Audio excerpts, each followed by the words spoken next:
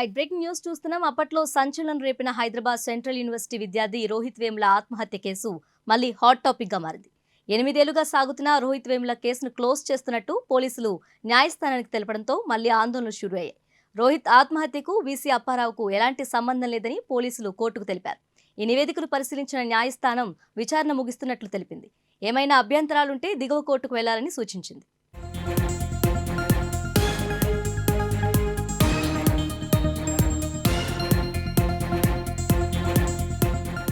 రోహిత్ కేసును క్లోజ్ చేస్తున్నట్లు ప్రకటించడంతో విద్యార్థులు మరోసారి ఆందోళనలకు దిగారు. దీంతో కేసు రీఓపెన్ చేయాలని డీజీపీ నిర్ణయించారు. రోహిత్ కేసు దర్యాప్తు కొనసాగుతుందని ప్రకటించారు. ఈ క్రమంలో రోహిత్ వేముల తల్లి రాధికా వేముల సీఎం రేవంత్ రెడ్డిని కలిశారు.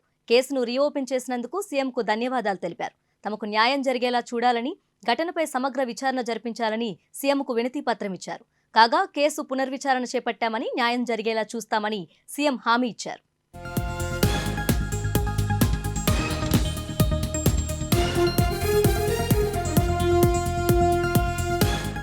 రైట్, దీనిపై మరింత సమాచారం మా ప్రతినిధి బాబురావు అందిస్తారు. బాబురావు, చెప్పండి, ఈ సమయంలో రోహిత్ వేముల కేసు తెరపైకి రావడానికి గల కారణాలేంటి? హైదరాబాద్ సెంట్రల్ యూనివర్సిటీలో జరిగినటువంటి రోహిత్ ఆత్మహత్య కేసు అనేది అప్పట్లో దేశవ్యాప్తంగా పెద్ద సంచలనం సృష్టించింది. దానికి సంబంధించి ఒక రాజకీయ రంగు కూడా పులుముకోవడంతో అప్పట్లో ఉన్నటువంటి ప్రధాన ప్రతిపక్ష పార్టీలతో పాటు రాహుల్ గాంధీ కూడా హైదరాబాద్ 2 సార్లు రావడం జరిగింది. ఈ కేసుకు సంబంధించినటువంటి సమగ్ర విచారణ జరిపించి దానికి దోషులు కఠినంగా శిక్షించాలని ప్రజా సంఘాలతో పాటు దళిత బహుజన సంఘాలు కూడా చాలా వరకు డిమాండ్ చేశాయి. ఆ డిమాండ్ మేరకే అక్కడ ఉన్నటువంటి అప్పుడు వీసీగా ఉన్నటువంటి అప్పారావుతో పాటు అలాగే ఇప్పుడు ప్రస్తుతం గవర్నర్గా ఉన్నటువంటి దత్తాత్రేయ అలాగే స్మృతి ఇరానీకి సంబంధించినటువంటి కేసులు కూడా ఆ కేసుకు సంబంధించిన వాళ్ళిద్దరి పేర్లు కూడా తెరపైకి వచ్చాయి.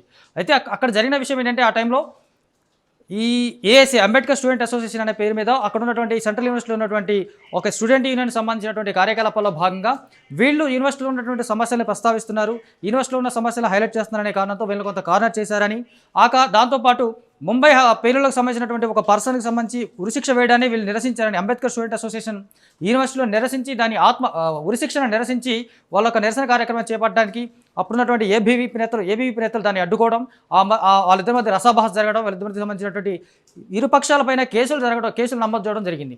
అయితే ఈ గొడవకు సంబంధించినటువంటి ప్రధానంగా ఒక 5గురిని కార్నర్ చేస్తూ వీళ్ళ స్కాలర్షిప్లు యూనివర్సిటీ నిలిపివేసింది. ఆ స్కాలర్షిప్ల మీద కూడా వీళ్ళు కొంత పోరాటం చేయడం జరిగింది. ఆ పోరాటాన్ని కూడా నెగిటివ్గా చూసుకున్నటువంటి అప్పటి వీసీ ఈ 5గురు విద్యార్థులపై సస్పెన్షన్ వేయడం జరిగింది. వీళ్ళందరూ కలిసి ఒక వెలివాడ అనే ఒక బోర్డు పెట్టేసుకొని యూనివర్సిటీలోనే నిరసనకు దిగారు.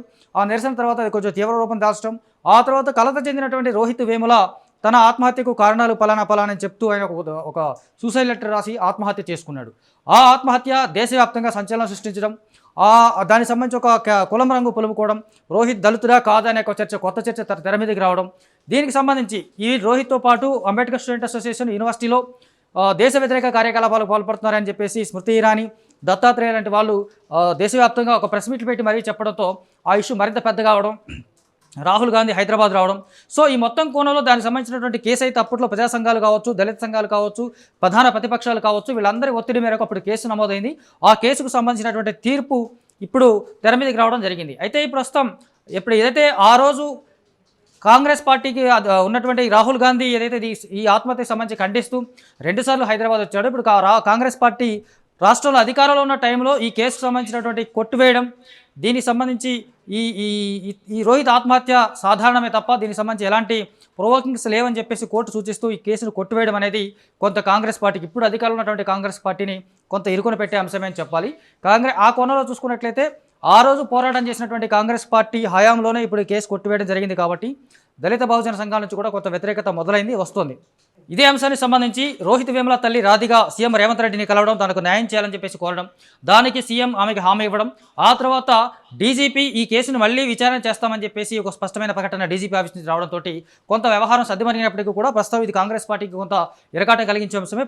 ఇప్పుడు ఎన్నికలు జరుగుతున్నాయి కాబట్టి ఎన్నికల నేపథ్యంలో ఈ కేసు సంబంధించి రీఓపెన్ చేస్తామని చెప్పడం ఒక ఉపశమనం అయితే, కోర్టు కూడా దీనికి సంబంధించి మీకు ఏమైనా అభ్యంతరాలు ఉంటే దిగువ కోర్టుకు వెళ్ళి మళ్ళీ కేసు ఫైల్ చేసుకోవాలని చెప్పుకోవడం కూడా ఇంకొక కోణం.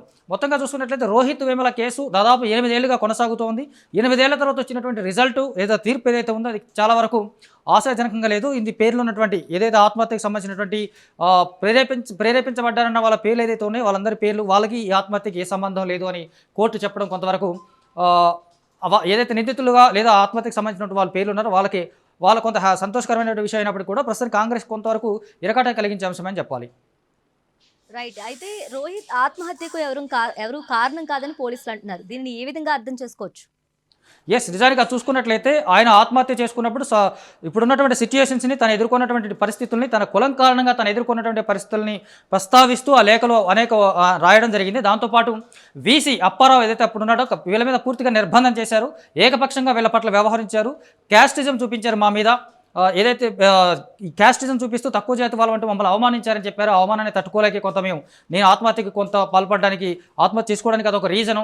ఇది కేవలం మమ్మల్ని టార్గెట్ చేసి మా స్కాలర్షిప్లు ఆపేసి మాలాంటి వాళ్ళు దళిత బహుజనులు ఉన్నతమైనటువంటి చదువుకోకుండా అడ్డుకోవడం కోసం ఇది చేస్తున్నారన్న విషయాన్ని ఆ రోజు రోహిత్ వేములతో పాటు వెలివాడ పేరు మీద వేసుకున్నటువంటి 10 టీమ్ మెంబర్స్ కూడా అప్పట్లో చాలామందికి చెప్పడం జరిగింది.